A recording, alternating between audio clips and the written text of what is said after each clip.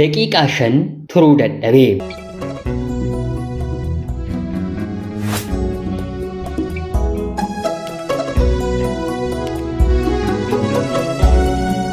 Yooyyaa ashamaa akkam jirtu kabajamtootaaf hordoftoota qophii keenya. Nagaaf jaalalli tokkummaan bakka jirtan hundaatti hunda keessaniif haa ta'u jechaa guyyaa har'aallee seenaawwan nama barsiisan keessaa tokko isiniif qabadheen dhiyaadheeraatii hanga xumura qophii kanaatti laayikii fi sheer akkanumallee sabskiraayib gochuun na waliin tura.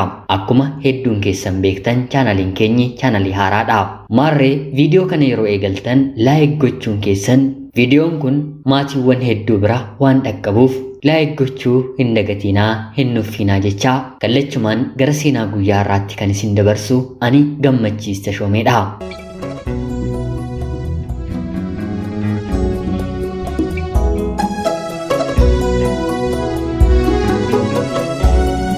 Daqiiqaa 5 turuu dadhabee. Hariiroon jaalalaas ta'ee gaa'elaa qabnu qulqulluu akka ta'e ofii yoo beekna ta'e malee namni nuuf beekuu hin danda'u. Dhalli namaa kan ta'e hunduu dhiirris dhalaan karaa sadiin hariiroo gaa'elaa yookiin immoo yeroo turtii jaalalaasaa keessatti sagaagala. Lakkii ani sagaagalee yookiin immoo chiit godhee hin beekuu jettanii yaaduu ni dandeessu. Haa ta'uutii garuu dhalli namaa parsantii 99.99 gaa'ela yookiin immoo jaalala isaarratti chiit godha. Namni tokko sagaagaluu kan danda'u karaa sadiidha. Karaa sadan kana keessaa yoo xiqqaate namni kamuu karaa lama ni sagaagala. Guutummaatti karaa sadan isaa otoo nama jaallatu irratti chiit hin godhiin jiraachuun ni ulfaata. Yoo Rabbi uumamuu isaa qajeelchee qulqulluu godhee samiirraa dhala namaaf gadi buuse malee jechuudha. Karaan inni jalqabaa qaamaan sagaagaluudha. Isheen dubartiin isa dhiiraa, inni dhiiraan ishee dubartii qaamaan wal arganii waliin ciisu akka jechuuti. Kan lammaffaan immoo yaadaan sagaagaluudha. Nama argine dhalaas dhiiras waata irratti argine qaamni isaa bocni isaa yookaan sa'aatii nuti hin beeknetti halkanis ta'e guyyaa miirri qaama keenyaa ol ka'ee gaafa nu cinqu sammuu keenya keessatti wanta nuti goonudha. Kunis sagaagalummaa cubbuu karaa yaadaati. Inni sadaffaa fi inni dhumaa otoo yaadiin dura ija keenyatu dursee arga. Ijji keenyi dursitee argite battaluma hawwiti. Qaama hawwite sana otoo jettee yaada sagaagalummaa kana keessa nama buusti. Maarree bara jireenya keessan keessatti sadan isaarraa bilisa baatanii beektu bee gonkumaa hin yaadamu. Eenyuyyuu hidhaa kana keessatti ni kufaa. Qaamaanis ijaanis yaadaanis namni hin sagaagalle hin jiru. Kana jechuun seenaa kaleessaa irratti illee kan kaasne waa'een durbummaa kan nuti dhiirris dhalaanis durbadha jennu qaamaan yoo ta'edha. Haa ta'uutii garuu durbummaa qulqulluun kan yaada sammuus kan ijaas ni jira. Har'a dhiirri dhalaan moobaayila isaa irratti fiilmii wal qunnamtii saalaa fedhatee deemu lakkaawameen dhumu. Sammuu isaan kan sagaagalu lakkoofsaan kan himamu miti. Kabaja qaamaa qabaattee dubartiin akka ilaalamtuuf boca qaama ishee argisiisuuf uffata ishee gabaabsuuf bara kana hin shaakalle gonkumaa hin jiru. Maarree yaadan jalqaba irratti siniif kaase wal amanne mitiree qulqullaa'uun otuu danda'amee karaa hundaati. Dhiirri hiriyoota isaa waliin yeroo deemu dubartiin hiriyoota ishee waliin yeroo deemtu gaafa wal argan abeet boca ishee abeet qaama isaa jedhanii hawwuun battala iji argiteen yaada sammuu keessa galchuun hawwuu fedhii addaaf barbaaduun cubbuuwwan nuti guyyaa guyyaan dalagaa oolluudha. Kanaaf namni hundumtuu cubbuu hojjeteera yoon jedhe sobanatti hin ta'u. Jaalalleewwan lamaan yeroon gaa'ela isaanii gahee uffata gaa'elaa qopheeffachuuf manni uffata gaa'elaa kireeffamu seenan tokkotu ture. Dubartiin isheen jaalallee veelloo isheetti ta'u argachuuf uffattee baasaa ilaallachaa jirti. Maarree abbaa manaan yeroo kanatti duukaa jira. Uffata haadha manaa kanaaf irraa jijjiiree kan baasu immoo dubartii achi keessa dhaabbattee kireessitudha. Maarreegaa misirroo ishee dubaraa veelloo ishee akka jijjiirrattuuf gara kutaa uffanni jijjiiramuutti ol galchitee uffata jijjiirteefi. Haa ta'uutii garuu misirroon inni dhiiraa akkuma mana sana seeneen jaalallee isaa waliin otoo jiruu dubartii ishee uffata kireessitu bareedina boca ishee argee uffannaa gabaabaa ishee hubachuun ijaan waraaneera. Isheenis battaluma deebistee waraanteetti. Otuu jaalalleen isaan argiin qilleensa irratti walii galaniiru. Maarree jaalalleen isheen misirroo al takkaatti veelloowwan kana hunda keessaa kan isheetti tolu hin argattu mitiire si'a meeqa baastee jijjiirti. Dubartiin isheen uffata jijjiirsistu kutaa uffannaa seentee ni uffisti, baatee yoo isheen hin ta'u jettu veelloo gara biraa fiddi. Kana gidduutti jaalalleen isheen misirroo kutaa uffannaa keessa otoo jirtu wal dhungachuu eegalanii. Dubartiin isheen uffata jijjiirtuuf misirroon inni dhiiraa jechuudha. Uffata ni geessitii fi daftee deebitee ni dhungatti. Uffata fuutee jijjiirtii fi deebitee immoo abbaa manaa kana dhuftee dhungatti. Kana gidduutti si'a takkaa uffata geessitee fi deebitee misirroo dhiiraa waliin dhungootoo jalqabdu. Misirroon isheen dubartii uffanni veelloo nama fiddee fi citaa akka ta'e bartee maal ammoo hinumaa isa citaa natti fiddee hoodhu naaf jijjiiri jettee dubbachuuf yeroo gadi baatu lamaan isaanii wal dhungachaa jiru. Yeroon cidha isaanii gahuuf guyyoota lakkaa'aa jiru. Argitee naatee naasuu qofaan otoo hin taane ol deebitee boo'ichaan hirqinfattee boossee. Bor namni gaa'ilan waliin dhaabbadhan jedhe daqiiqaa 5 yeroo hin guunneef anirraa adda baanaan otoo akkana godhuu kan hin arge jireenya keessa seenne immoo akkam na godhaa jettee uffata ishee isa uffattee dhufte qabattee gara manaatti galte.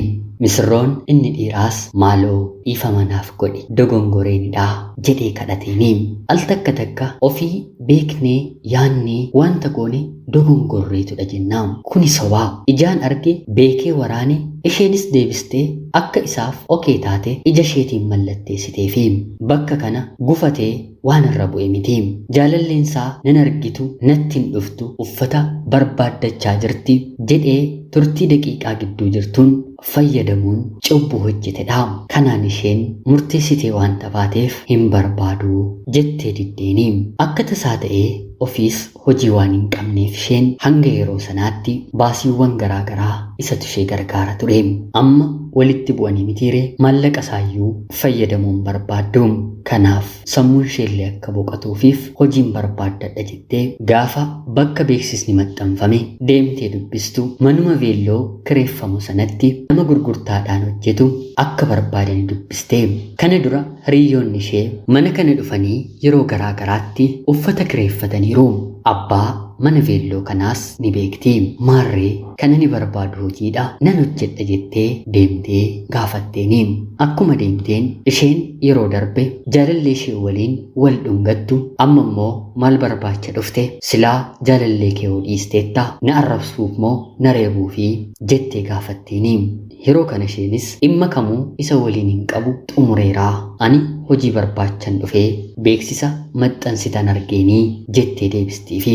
Yeroo kana isheenis jaalalleen kee kan si dhiise milkii dhabduun mana kana keessatti qacaramuu hin dandeessu jettee deebistiifi.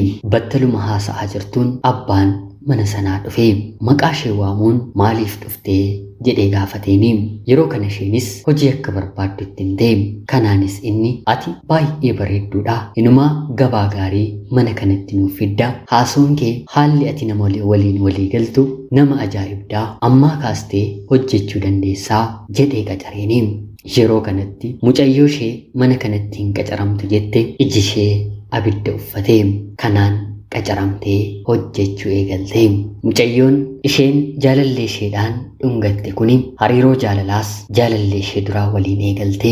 Kana kan goote immoo riyaa ishee waliin hojjettu kana aarsuufi booddee irratti walii galanii na fuudhuu fi inni si fuudhuuf ture jettee yeroo itti mattu lakki dhiisii sittaafuu namni kun anarratti daqiiqaa muraasa argatee chiit nama narratti godhedha. Gaa'ila keessa seenee si rakkisaa jette yeroo gorsituuni sirritti anaan kan barbaade tokkoffaa akkuman argeen waan na jaallateef lammaffaa boci koo karaa hundumaaniyyuu kan kee waan caaluu fi hammanni na jaallatu anatu waan beekuuf kanallee na gorsuuf yaaliinii jettee deebisteefi nama kana waliinis gaa'ela dhaabbatanii yeroon misirrummaa gaa'ela hedduu biratti yeroo ajaa'ibaa dhiiraafis dhalaafis qanaatii addaan dhaga'amudha mitiire waan inni bituufiin waan inni godhuufiin hundatti otoo situ itti heerumeera ta'ee kana sii godhaa kana siif bitaa kana si nyaachisaa bakka kana si geessaa harka keetiin sitti hafee jettee inaafsistiini maaliyyuu ta'e namni dura jaallatan wanti godhu keessa namaatti dhagahamaa mucayyoo kanatti ni dhagahamaa haa ta'uutii garuu itti deebi'uu hin barbaaddu dubartii jaalallee isheetti heerumte biratti hojjechuun ishee xiinsammuu ishee irratti dhiibbaa uume kanaan garuu otuma lama ta'anii mana kana keessa hojjechaa jiranii guyyaa tokko mucayyoon isheen heerumte kuni maallaqa veelloon itti kireeffamaa oole guutuu fuutee hatuun abbaa mana veelloo sanaatti immoo maallaqni ittiin hojjechaa oolle hin jiru dubartiin isheen haaraa qacarte kuni hatteetti amma dafiitii qabsiisiinii jetteetti himte yeroo kanannis otoo hin qulqulleeffatiin mana jiraattuutii otoo hin bahiin poolisiidhaan qabsiise maallaqa fuute deebisii jedhee gaafateeni yeroo kana isheenis maallaqa maalii kaleessa kan hojjechaa turre guutuutti baankoolii keessa jiraa jettee yeroo itti himtu lakkii galgala fuutee baddee homtuun bullee jedhee yeroo ishee gaafatu kunoo ani rabbitu na argaa bakka hojiidhaa baheen mana koon dhufee mana koo keessa bakka hundayyuu ilaalii akkaawuntii kiyyarallee sakatta'uu dandeessaa maallaqti homuu mindaa koorraan ala kanan itti fayyadamee beeku hin jiruu jettee deebisteefi yeroo kana innis gara mana hidhaatti ishee erguu dhiisee dhugaa jirtu salphaatti baruu nan danda'a jedhee gara mana isaatti ol deebi'ee kaameraa mana hojii isaa to'atu dubartii ishee heerumteetti illee waamuun poolisiis of bira kaa'uun viidiyoo kaameraadhaan waraabame bananii isheen qulqulluu kun akka baatetti dubartiin isheen heerumte maallaqa hunda boorsaa isheetti naqxeetti kanaan poolisiidhaan qabamtee mana hidhaa seentee abbaa manaan ishees dubbiin araarumaan fixuu wayya jedhee maallaqa sana dachaa godhee deebisee fi haadha manaasaa eegsifate abbaan mana veelloo kanaa immoo dubartii ishee kanaatiin dhiifama gaafate bifa kanaatiin qulqulleeffachuu otoo hin danda'u fuuteetta jedheen siyakkuu kootti dhiifama naaf godhii jedhee kadhateeni isheenis humna keedha waan na ta'eef meeshaan kee hagas jalaa badetti namni hojjechaa jiru anaaf ishee waan na ta'eef abbaa feete yakkuu dandeessaa dhugaan immoo yeroo isaa eeggatee ba'aa jettee deebisteefi kanaan baatiiwwan booddee abbaan mana kanaa mucayyoo kana jaallatee kaadhimaa walii ta'anii gaa'elas waliin dhaabbatanii mucayyoon isheen lammataa gaa'ela dursitee jaalallee ishee waliin dhaabbatte immoo isatti heerumtee haa ta'uutii garuu waggaa booddee ulfeesseenii narraa ba'ii jedhee ishee baasee kanaan maalin si godhee jettee yeroo gaafattuuni karaa sirriitiin sin jaallanne amma si waliin ciisuunis natti hin tolu daa'ima garaatti baattaa sanarratti gaafa hojjettuu fi gaafa mana galtu ati dubartii garaa garaadhaa bocni kee bareedinni kee kaleessaa ija kootti dhufan har'an jiranii si ilaalees si yaadees kanaan booddee si jaallachuu hin danda'u jedhee ofirraa baasee ofirraa baasuu qofaan otoo hin taane otoo iji ishee arguus dubartii gara biraa mana isaatti fidatee kanaan isheenis gadditee daa'ima garaatti baattee hiriyyaa ishee waliin hojjettu jalaa abbaa manaa ishee fudhattee dhiifama naaf godhii abbaan manaan kee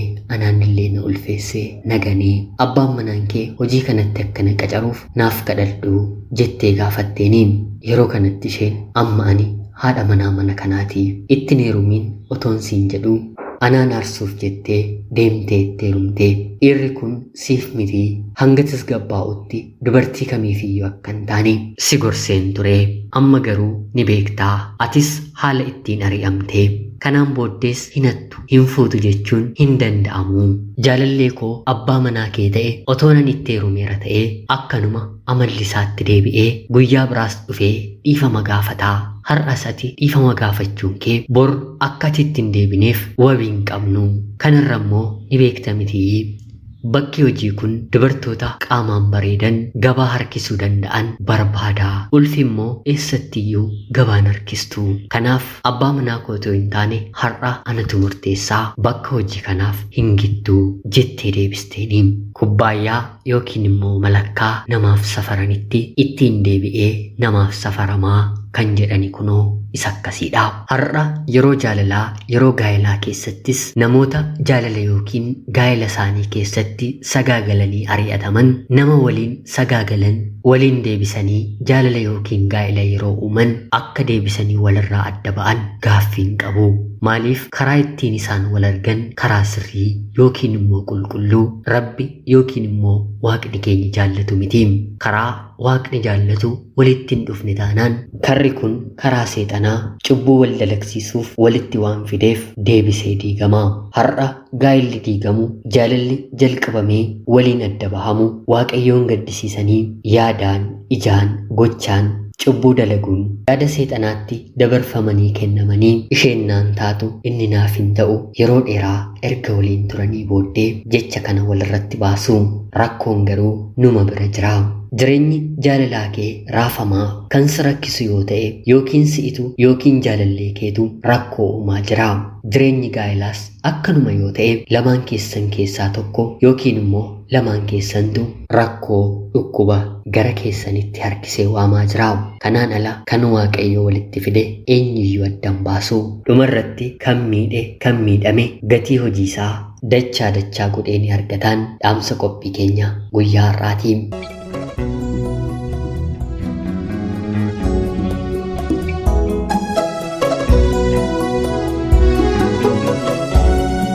Egaan jaalatamtootaaf hordoftoota qophii keenyaa seenaa fi qophii guyyaa har'aatii illee waa hedduu akka barattan akka hubattan homaa shakkii tokko illee hin qabu. Seenaawwan qophiiwwan asirratti darban guyyaa guyyaadhaan jireenya keenya waan qajeelchaniif laayik sheer gochuun keessan dadhabbii malee akka nani qopheessu waliin barannu waan taasisuuf laayik gochuu sheer gochuu komentii gochuu kanneen sabskraayib hin goone immoo sabskraayib gochuun dagatiinaa jecha qophii seenaa gara biraatiin hanga walitti deebinutti bakka jirtan maraan turtii gaarii isiniif hin hawwaamu.